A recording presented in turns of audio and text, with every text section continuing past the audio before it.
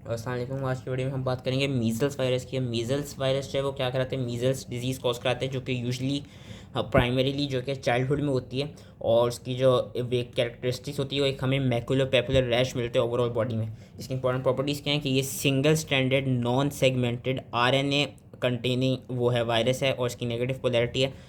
और enveloped virus है ये, और इसका हेलिकल न्यूक्लियोकैप्सिड है, एक सीरोटाइप है इसकी, और ह्यूमंस इसके नेचुरल होस्ट हैं। ट्रांसमिशन इसकी कैसे होती है? ट्रांसमिशन इसकी यूजली थ्रू रेस्पिरेटरी ड्रॉपलेट्स होती है, जो कि कफिंग और स्नीजिंग से प्रोड्यूस होते हैं। और ये भी देखा गया कि जो चिल्ड्रन जिनको विटामिन ए डेफिशिएंसी हो, they are prone to having measles. इनकी पैथोजेनेसिस क्या है? इसकी पैथोजेनेसिस बेसिकली ये कि जब ये सेल्स वो जो अपर रेस्पिरेटरी ट्रैक्ट के सेल्स हैं उनको पहले इन्फेक्ट करता है, उनको इन्फेक्ट करने के बाद वायरस ब्लड में एंटर होकर जो रेटिकुलर एंडोथीलियल सेल्स होते हैं, जिस तरह मैक्रोफेजेस हो गए या लिम्फोसाइट्स हो गई, उनको वो क्या कहते हैं, उनको फिर उनको इन्फेक्ट करता है। और वहाँ पे जो रेटिकुलर एंडोथेलियल सेल्स होते हैं वहाँ पे जाके वो दोबारा रेप्लिकेट करता है।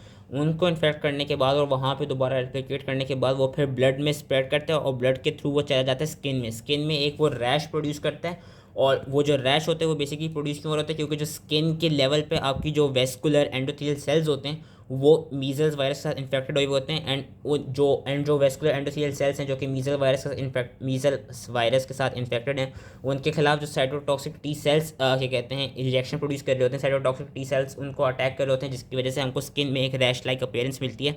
और जैसे ही रैश अपीयर होता है वैसे ही वायरस जो है वो फिर फर्दर वहाँ से उस जगह से रिकवर नहीं हो पाता, और उस जगह से फिर वायरस के कहते हैं किसी भी अदर पेशेंट को स्प्रेड नहीं हो पाता। हमको इस क्या कहते हैं डिजीज़ में भी मल्टी न्यूक्लिएटेड जायंट सेल्स मिलते हैं, और मीजल्स के खिलाफ आपकी लाइफ लॉन्ग इम्यूनिटी होती है। इसका ये देखा गया कि जो मीजल्स वायरस के सरफेस पे एक हीम एग्लूटिनिन होती है, वो बेसिकली इसका एंटीजन है, जिसके खिलाफ हमारी जो एंटीबॉडीज़ होती हैं वो डायरेक्ट होती हैं। और ये भी देखा गया कि जो सेल मीडिएटेड इम्यूनिटी है, it is most important against measles. और जो न्यूबॉर्न होते हैं, न्यूबॉर्न में मीजल्स के चांसेस कम होते हैं, क्योंकि जो मैटरनल एंटीबॉडीज़ होती हैं जो प्लासेंटा के थ्रू पास किए होते हैं वो इम्यूनिटी प्रोवाइड कर रही होती हैं। बाकी इसका ये देखा गया कि जो मीजल्स का वायरस है, it can also transiently depress cell mediated immunity against other intracellular micro organisms like mycobacterium tuberculosis.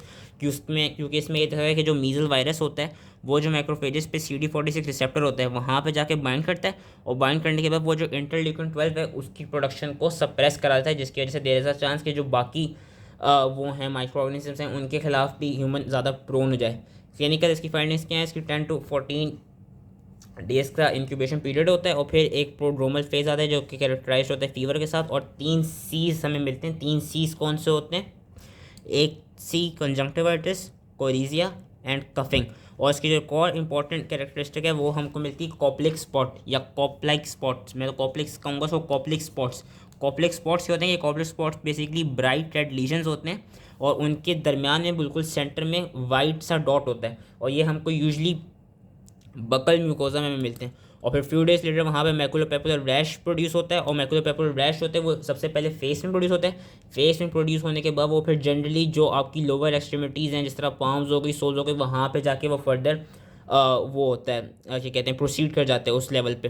तो सबसे पहले एक तो कॉप्लिक स्पॉट क्या है कि रेड वो हो ब्राइट रेड लीजन है जिसमें सेंट्रल वाइट डॉट है। फिर मैकुलोपेपुलर रैश मिला फेस पे, और फिर फेस से वो आगे चला गया पाम्स में, सोल्स में, और अदर पूरी मतलब इन दोनों की अपर और लोअर एक्सट्रीमिटीज़ में। और इसके साथ साथ हमें क्या कॉम्प्लिकेशन मिल सकती हैं? एनसेफेलाइटिस मिल सकता है, deafness and mental retardation permanently मिलती है।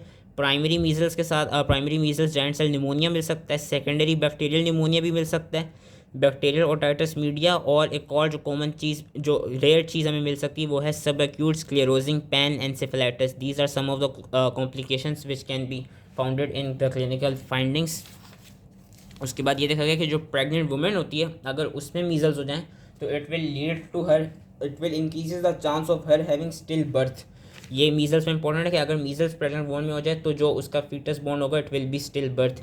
लैब डायग्नोसिस की कैसे करेंगे? हम थ्रू PCR कर सकते हैं। PCR के थ्रू हम इसका जो RNA है वो डिटेक्ट कर सकते हैं, और हम जो IgM एंटीबॉडीज़ हैं उनको भी डिटेक्ट कर सकते हैं इस क्या कहते हैं चेक करने के लिए अगर इन्फेक्शन हुआ है या नहीं। बाकी ट्रीटमेंट इसके कोई ऐसा है नहीं। प्रिवेंशन इसकी कैसे होती है? प्रिवेंशन के लिए हम एक लाइव एटीन्यूएटेड वैक्सीन देते हैं, जिसको हम मीजल्स की वैक्सीन को बेसिकली मम्प्स और रुबेला MMR वैक्सीन होती है। अभी हम नेक्स्ट वीडियो में मम्प्स पढ़ेंगे, देन हम रुबेला पढ़ेंगे। MMR वैक्सीन होती है जिसमें मीजल्स, मम्स और रुबेला को तीनों को कंबाइन करके दी जाती है। ये लाइफ एटीन्यूएटेड वैक्सीन होती है। अब सिंस ये लाइफ एटीन्यूएटेड वैक्सीन होती है तो ये इम्यूनो कॉम्प्रोमाइज्ड और प्रेग्नेंट फीमेल्स को नहीं दी जा सकती। और इसकी 2 डोजेस होती हैं, एक तो 12 से 15 माह के बच्चों को देते हैं और फिर दूसरी डोज आप देते हैं 4 से 6 साल के बच्चों को। और जो ये वैक्सीन है इसका ये हाथ है कि it should not be given to those children prior to 12 months of age, कि जो चिल्ड्रन या जो बच्चे जिनके भी उम्र 12 महीने से कम की हो उनको ये वैक्सीन नहीं देनी चाहिए। और वो इसलिए नहीं देनी चाहिए क्योंकि अभी उनकी वो क्या कहते हैं बॉडी में already antibodies, maternal antibodies present होंगी। एंड अगर आपने उस वक्त इनको ये वैक्सीन दे दी तो वो जो मैटरनल एंटीबॉडीज़ हैं वो फिर उस वायरस को न्यूट्रलाइज कर देंगे, जिसकी वजह से जो ओवरऑल इम्यून रिस्पॉन्स है वो फिर रिड्यूस हो जाएगा। तो इसकी ये चीज़ याद रखनी है कि जो ये वैक्सीन है ये 12 मंथ से कम के बच्चों को नहीं देनी।